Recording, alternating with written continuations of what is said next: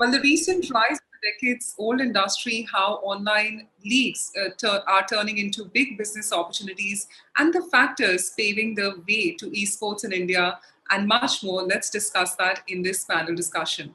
Well, we're joined by our eminent panelists. First up, John Davidson, CEO, DLC, Nimish Raut, esports consultant. We've got Lokesh Suji, the Director, Esports Federation of India, VP, Asian Esports Federation. We've got Sidharth Kedia, the CEO, Nodwin Gaming, Anurag Khurana, CEO and co-founder, Newgen Gaming, and the session chair of this panel discussion is going to be Ruhail Amin, Senior Editor, PW Businessworld. Well, with this, I welcome all our eminent panelists on the screen. And Ruhail, the stage and screen is all yours to take it forth with your eminent panel. Over to you. Thank you for this introduction, and thank you, my co-panelists, for joining us and taking time. You know, we're talking about gaming, and we are like 13 minutes late, and we have to finish on time. So make it like gaming here as well. On that note, I want to start with my first question straight away. John, coming to you first. You know, so much of buzz around esports. I mean, for the last 1 year, more than that, it has dominated the headlines. But there's also another aspect to it, which people say it's just a pandemic thing, and people are indoors. So first of all, what do you attribute this growth to? Is it organic? Is it here to stay? Has the time arrived? Or has the pandemic forced it to be around?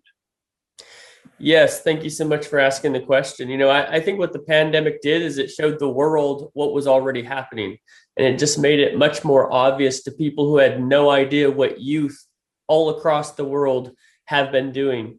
Now, what I see as the reason in the US, the last 3, 4, 5 years for the great growth is that we're seeing traditional sports participation and viewership decline. We're seeing traditional TV participation and viewership decline. And all the agencies and the brands that are involved with these activities say, what are the kids doing? And how can I engage them? Well, guess what? They're all playing video games. Well, video games, which is a much bigger industry than esports. Esports is just the competitive aspect, as we know. But non-competitive games are very difficult to integrate in, to sponsor in a regular cadence. Now, brands and agencies see esports and they see traditional sponsorable assets like you see in traditional sports, teams, leagues, jerseys, venues, content that they can integrate into. And they say, oh, this is my opportunity to get in with the youth. Now, this group is also a lot more skeptical, I would say, as far as accepting brands than traditional audiences. But that is what I personally attribute the recent rise. The pandemic has just greatly accelerated it, and it's going to be exciting to see what happens once we're all able to get together live once again. Lokesh, coming to you, how much do you agree with what John said? I think what John has said is perfectly to the point, and I think he has largely covered everything in regards to esports. But I'll just take a minute to kind of step back. And since we are talking about esports, I think from an India perspective, it's very important to clear a certain set of doubts. And obviously, I was listening to previous panelists also. So in India, typically, if you're playing a video game, that is also considered esports. If you're playing Rummy, Teen Patti, Poker, Fantasy, RMG, that is also considered esports. But that's not correct, right? And very honestly speaking, this is one problem which we are facing in India. And obviously, I understand there are certain set of, definitions of the way our Indian laws, write about it. So for our audience, I really want to make it very clear that if you're playing Teen Patti, Rummy, Fantasy, Poker, doing gambling, betting, or playing casual video games, that is not esports. Even for that matter, so if you are, involved into some kind of RMG kind of activities, that is also not esports. So now the question typically arises, what is esports? So there are only 5 genres of video games which fall under this category. Starting from sports, wherein you have examples like FIFA, Pro Evolution Soccer, then you got MOBA for games like Dota, League of Legends, then you got racing titles, wherein we have, titles like Need for Speed or Asphalt. Then you got fighting titles, Tekken, Street Fighter. And lastly, we got first-person shooter, wherein we have games like Counter-Strike or Call of Duty or things like that. So that is very important for our audience and everybody who's talking about esports and getting confused. So guys, don't get confused. So this is a straightaway definition and straightaway classification of esports. True. So so typically, yeah, please. Yeah. No. I'll come to it. I just want to finish my quick. I just want to get into the factors. If you can quickly tell me the factors that you think have propel this growth that we're witnessing right now. So typically from an India perspective, definitely, I think the full credit goes to the smartphone penetration and the internet. Now, one very good thing as far as internet in India is concerned, that as India, we have got the cheapest internet across the world. So this plus, stacked with smartphone penetration has something definitely led to increase in the esports involvement. And that is the reason when you specifically talk about esports in India is not new. So 10, 15 years back, also a lot of things were happening. But because of mobile plus internet, and that is the reason you see that, a lot of communities have the involvement of the people and the numbers have grown tremendously, many folds. Right.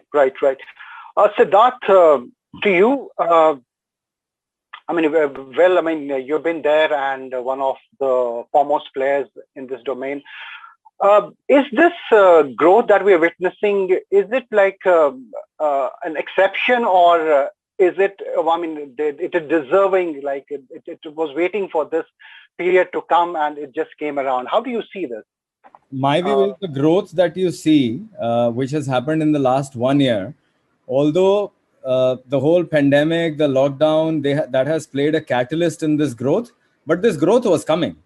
We were growing as an industry. So if you look at the last 5 years, the industry is growing at a CAGR of more than 100% year on year, right?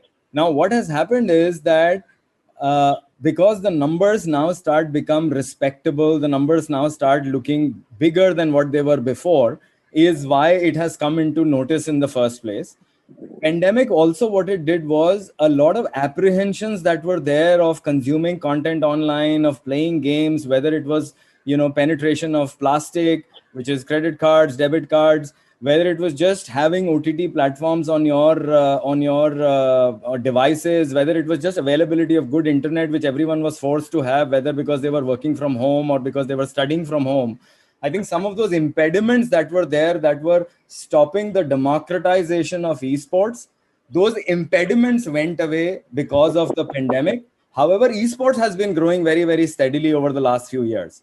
And hence, has pandemic caused the rise in esports, and is this sustainable is not even the question. The pandemic has just removed some of those barriers which needed the sustainability of this growth, and that's about it. Right. Very well put. I think I agree with what you said. To you, Anurag, your thoughts, and then Nimish. So I completely agree with whatever Sidharth has said. Yeah, this was gonna happen. Pandemic has just been a catalyst for this. I remember the time 15 years back, as Lokesh said, esports has been in the scene in India 15 years back. It was not called esports back then. It was called competitive gaming. But where we had 50 people just watching that, going to 500,000 right now. So that's my thing. I completely agree with whatever Sid has said. Nimish, you have a different perspective. I mean, you have an outsider view as well. How much do you agree with what the panelists have said before you? I think I've been very vocal about this fact, right?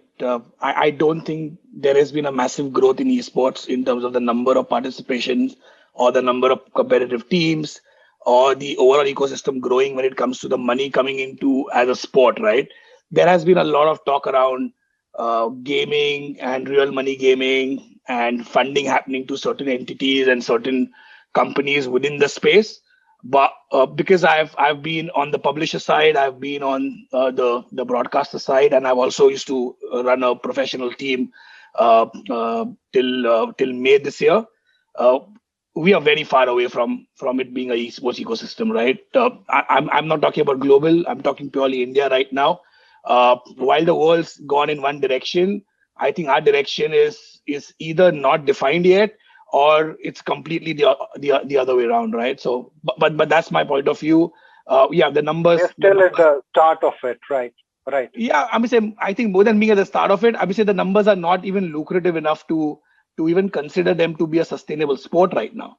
We have 150,000, as per the report, we have 150,000 professional esports players. Right. Right. That's nothing. When you talk about an ecosystem of 150,000 players who want to make a career in esports, that's nothing. Great. So right. So we are very far away from it right now. Right. So I have some more questions. I want to request my panelists to keep their answers to 2 minutes so that I can pack in more questions. John, we are moving to this, vaccination, fully vaccinated, phase, and, every country is doing that. That means, which also means that live events will also open. So how would this equation between esports, do you think that will get affected in some way once the live industry opens up? Yeah, I think, I'm pretty tied into both the remote and the live production through a company I work with, Production Resource Group, which is the company that's been producing the live musical performances inside the game Fortnite and Rocket League. So it's been really cool to see on our XR stage how those things are coming to life. I think broadly, music, esports, all of these events have seen the value of data coming from remote events. And so before this, you saw a lot of people just having very exclusive experiences in the venue. I think what we're going to see is we're going to see a hybridization of this, because the reach that you have and the data you can receive through digital is far beyond what we did with live pre-pandemic. So I think you're going to see, first of all, one thing COVID has showed us is we have a desire to get together in person. So I've said throughout this, people are going to get together like you wouldn't believe, because I mean, look at the pandemic. In the US, people are not respecting the restrictions. I can't speak to the Indian experience there, but people are absolutely going to get back together. But we're going to see digital exclusive remote experiences that are going to broaden the audience beyond the four walls of a stadium. And with what my fellow panelists have said here, the awareness of gaming, the awareness of esports through COVID is going to get a lot more people involved, people who have not been involved in the past. I want to bring in Sidharth here. Sidharth, are we moving towards the hybridization phase? Is that going to happen next? When you say hybridization phase, just help me understand the question a little better. So my point was that with this, what John also pointed out, that, with live industry opening up, we'll see a more of a synergy between an esports and a live event, possibility is even, practical. See, so you have to understand how esports happens in India vis-a-vis how it happens in the West. So if you look at the American markets, if you look at the European markets, the live element, the actual physicality of the finale of the tournament is paramount in Europe and US. But that is not the case in India. In India, we have always built esports on the digital viewership. And the live component has always been very, very small. At best, it's a marketing exercise that we do, whereby we get some of those naysayers into the arena and, just show them what esports is about instead of just looking at the numbers that they can look at the digital platform. So in India, I am never very worried about how much longer will it be before live events can happen. Sure, live events add their own character. There is a certain energy. But I wouldn't be too worried about whether the live will happen or not, how much time will it take for live to happen or not, because we built the ecosystem very, very differently in India. Okay. Lokesh? I think by definition, because esports is a digital sport, right? So, it was always online. And obviously, the LAN component was in the terms of the physical event. So I think the things with, COVID opening up or not opening up would have any, any impact on this particular process. We would obviously, once COVID opens up, then typically, you would see more set of events happening. But again, this will just be a cherry on the cake. Things are already happening. They will keep on happening the online way too. I think Anurag probably would agree with me on this. I think the biggest problem for this not going offline is going to be competitive integrity. The more this sits online, the more it feeds into the idea of hackers. Are people actually playing themselves? Monitoring competitive integrity becomes that much more difficult. So moving forward, any biggest sporting event in the world of esports always needs to have a LAN component, because that's where you can control. That's where you can make sure that it's competitive. It's not. There is no cheating happening. There is absolutely no question mark on competitive integrity. In fact, even with LAN events, that is still an issue that's been sorted out globally as well. So if we continue with this model of trying to turn India into this online space, we are calling for trouble, because soon or the other we're going to suddenly start having teams being disqualified for not being competitive, not following competitive integrity then. So I think I agree to Nimish that that's a very valid point which he has highlighted, that integrity is also a key concern. But having said so, I think if we divide this part into two, one are the pro championships or the super events or the super tournaments happening. For that, yes, absolutely, there should be some kind of a LAN component. Maybe the finales could be done on a LAN environment. But largely, when you look at the major set of the people or the other set of the community, which is more towards semi-pro or amateur kind of a thing, so that is something which will carry on flourishing through the online route.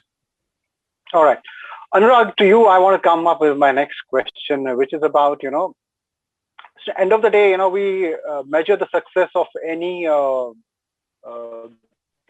tournament or a gaming league, or a domain, with the kind of money it attracts, especially from sponsors. So we talk about, esports has a bigger canvas for marketeers than a live event. But in your view, has that translated into bigger sponsorship revenues as well so far? Comparing with other sports, no.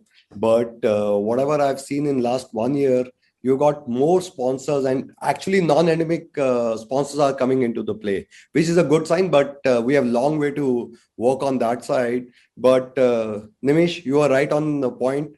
On that last question, you read my mind. So yeah, so we still need non-endemic sponsors to be also part of the esports ecosystem to make it more sustainable.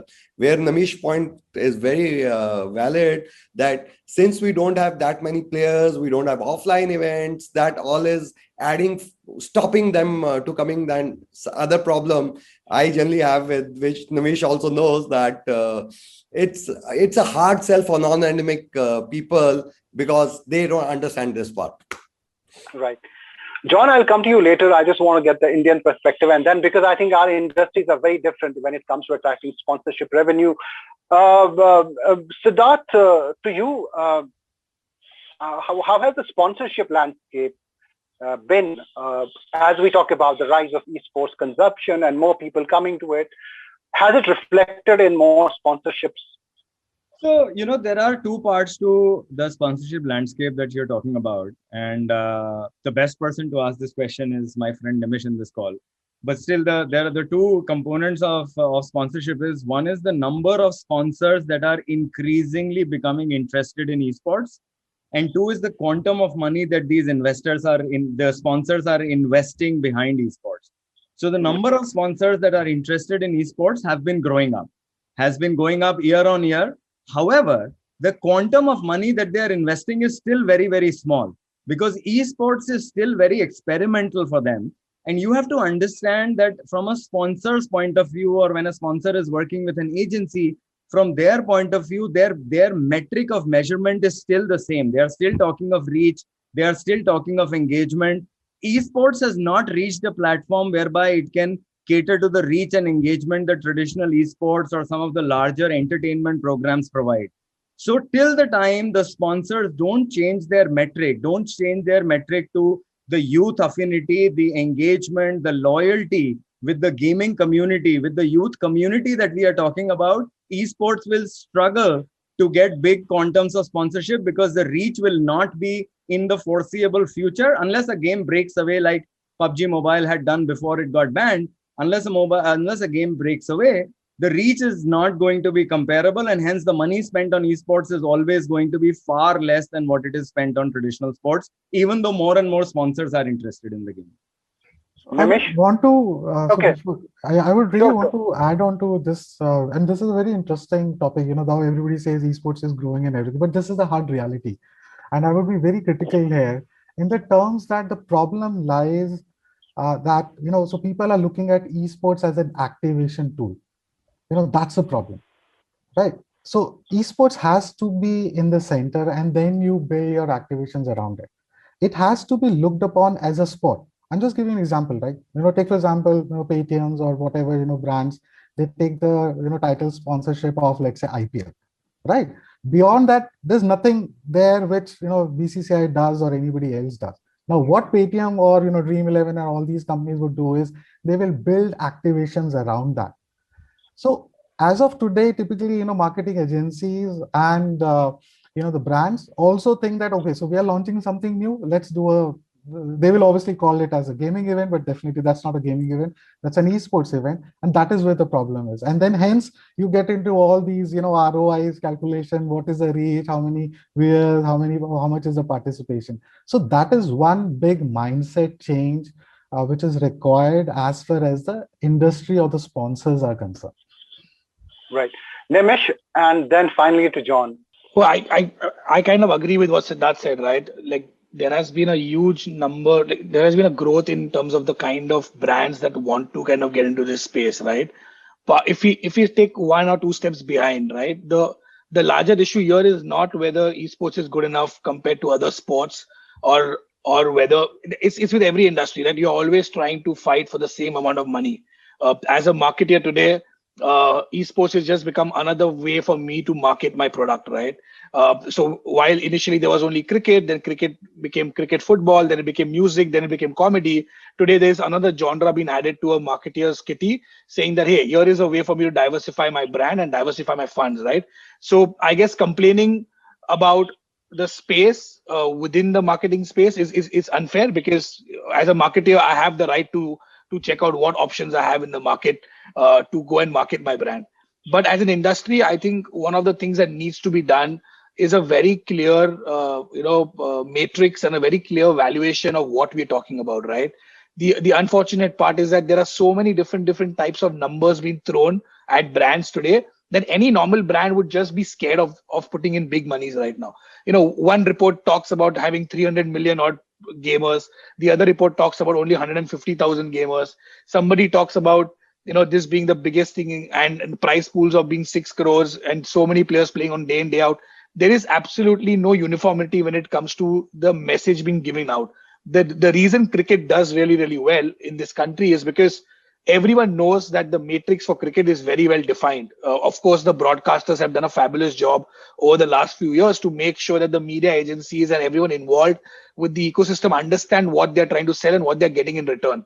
That's the bigger question in esports right now. Today, a normal person who does not come from this background gets completely confused. You throw stuff like watched hours, audience per minute. You talk about overall views, and these mean nothing to the brands. They look at it and they're like, okay, what do I do with all of this? How do I evaluate this? And I think that's where I would say someone like a John can give us more clarity, because the US market and the European market kind of becomes like the pinnacle of defining all of this for everyone else, and then the people kind of follow it, right? Right. All eyes on you, John. Also, how is that? Where is India in your, when we compare the two markets, where do we stand? And also that sponsorship question that, how is it attracting more sponsors? Yeah.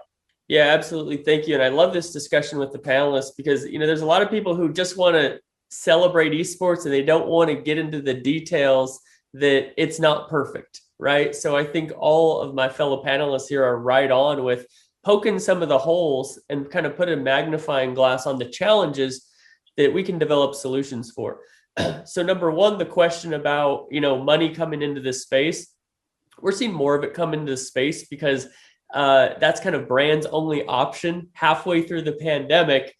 people were holding on to their funds, and then they said, well, I have to spend marketing dollars anyway. This is lasting longer than I thought. And so you saw money flowing into the space.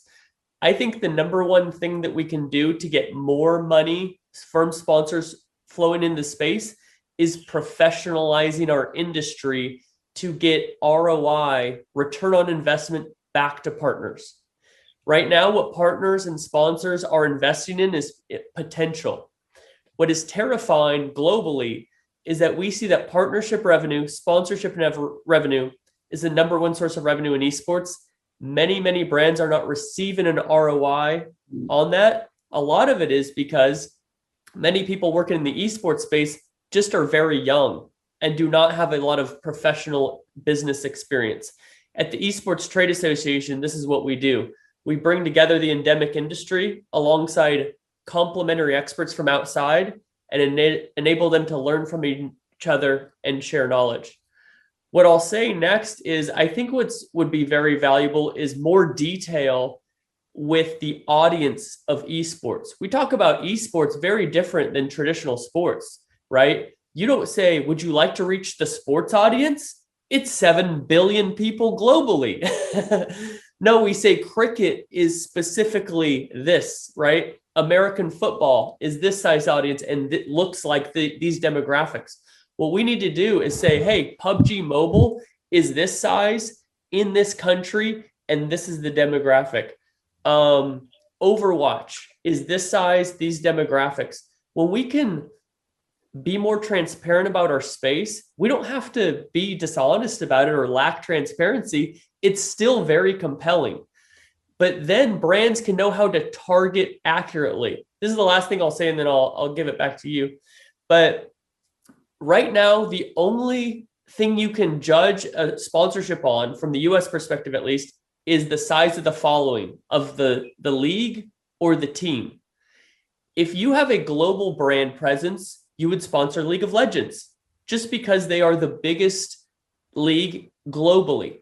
However, that may not be your target market, and you could be putting a bunch of money towards people who aren't going to buy your product.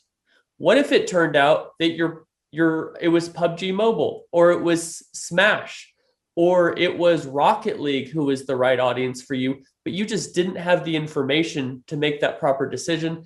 I think those things are greatly going to help brands and agencies receive ROI. And once they see that they can get a return, we're going to really see money flow into this space. Right. Let me gamify it a bit. We have 5 minutes. I'll get 1 minute for all of you. The final question, first of all, to Sidharth, starting with you. What are the big bottlenecks, facing the esports ecosystem in India, in your view? See, okay, so bunch of them. First, if you look at any sport in the world, the proliferation of that sport or the sport becoming bigger happens on the back of distributor disruption or distributor support. So you look at EPL, you look at IPL, you look at, MLB, you look at the biggest leagues in the world. That has happened because there was a broadcaster there who was supporting that, who was behind it, who was disrupting the scene. So I think broadcaster support is going to be extremely critical for proliferation of esports in the country. Two, the bigger deal is esports is always built on the back of a game. A game has to become big enough for more and more players. Like Nimish was saying, is 150,000 professional players enough? Well, if you look at the same report, that same report is saying that the number of professional players will be a few million in the next 5 years. But the question is, esports right now is being generalized as a genre. There are multiple games in that genre. So what does that multiple million translate into one game is going to be the critical piece. Because while for esports, what is important is the top 200 people in that game, but the depth is going to define how many people are going to be watching it, how many people are interested in it, and hence the entire revenue ecosystem is going to come from there. Three, like Lokesh was pointing out, a lot of companies, a lot of categories that are, whether it's skill-based gaming, whether it's RMG gaming, they are just coloring the world of esports by calling themselves esports. And you don't want, Right. someone in the government doing a blanket ban on esports because they think gambling is esports and everything is esports. So there is that regulatory risk that esports carry because some of the people think that to manage their own business better, to hedge their own risk better, they just want to color everything by calling it esports. And fourth, of course, the ecosystem, as we have tried to build it over the last 6 years, and some of my panelists have contributed to that, it has to become a viable career option for the youth to come in. So while we all know that youth is increasingly looking at esports, this is the entertainment option for the future, but then it's our responsibility to create this as a viable career opportunity to more and more people who are interested in the esports ecosystem. And that just doesn't have to be esports players. It could be casters. It could be people on the technical side. So much of that. So, those are some of the factors that contribute to the growth. And then one can, like Nimish was saying, if the sponsor thinks of esports as a certain way, we can't fight it. That's their reality. We just have to cater into that reality and give them what they are looking for to start with. Could you repeat that? I completely forgot. So the bottlenecks, the bigger challenges for the esports ecosystem in your view? Yeah, I think what Sidharth said, pretty much most of it. The largest one I would say would be, how long can we be a one-trick pony, right? I'm going to say we are very clearly, a BGMI country as of right now. I know a lot of PC lovers and PC gamers would hate me for saying this, but that's the reality. I'm going to say without BGMI today, we will not even be having this panel, because that's how small we would get immediately, right? Unless and until we don't depend on one particular title very, very heavily, I think we would be fine. But if that's the case, if that continues for the next few years, then I think it's going to be a very lopsided ecosystem. Right. Lokesh, quickly. So 2 points. So one is that, our government needs to recognize esports as a sport. So it's already been included into Asian Games 2022 as a medal sport. And the second thing is, as far as the industry is concerned, so 2 things, one in the terms of the sponsors, I think sponsors should build up a long-term strategy, not just doing one event or one activity and then just backing it off. And second is even from an investor side of it. The problem today in India is that investors also don't know, what esports is. So they end up, spending some money or investing into some wrong deals. But I think investors should also be there, understand what esport is, and be there for a long haul. That's it. Right. Was I audible? Challenges on your side? No, it was fine. I mean, it's a little bit of connection issues, but overall, yes, point is sent across. Anurag. So from my perspective, since we are working on grassroots level quite a bit, there are 2 things which will help us. That, as Lokesh said, we need recognition from government for esports. That will make our life easier, because right now parents and teachers are saying that we are playing games. It's not, they're not looking at esports as any other sport. That is one. And secondly, of course, as Sidharth mentioned, we need regulation, some kind of regulation, because I know a couple of states who have, under the garb of online gaming, even I can do esports even in that. So that is my 2 cents. Final, John, from the west side, what are the biggest challenges the industry is facing? Yeah, absolutely. So I think the biggest challenge is monetization, specifically for teams. Publishers are making a ton of money, and it's because they can make money inside and outside of esports. So they can afford to use esports as a marketing loss leader and make all of their money in the non-competitive space. You have the teams in this ecosystem that doesn't make money right now. They are not profitable. It receives investment, but they are burning through cash. And so I would call on publishers to say, recognize that you cannot have leagues without teams. And if there is a rev share model, I don't think it's anything that is existing in traditional sports right now. I think it has to be something new that is developed. We don't have the media rights deals that traditional sports has because we're not on programmatic television. Streaming requires a whole new solution. So I think it's monetization. The last thing I'll add is, from the West, the way we see Indian esports is very positive for the future. And there's 2 major reasons. It's a mobile first society with the largest Gen Z population in the world. And so I think as 5G continues to roll out, I think as the competitive infrastructure grows and professionalizes, these publishers, these leagues are all going mobile with esports, and India is sitting right there to capture that. And also being more in the early growth phase, had the opportunity to not repeat some of the mistakes that maybe Europe and the US has made, and can grow faster into what's working well. Absolutely, very well said. And John, Nimish, Lokesh, Sidharth, and Anurag, thank you so much for joining us on this panel today. What a great discussion. I leave it at that, and we're over time. Thank you, everyone.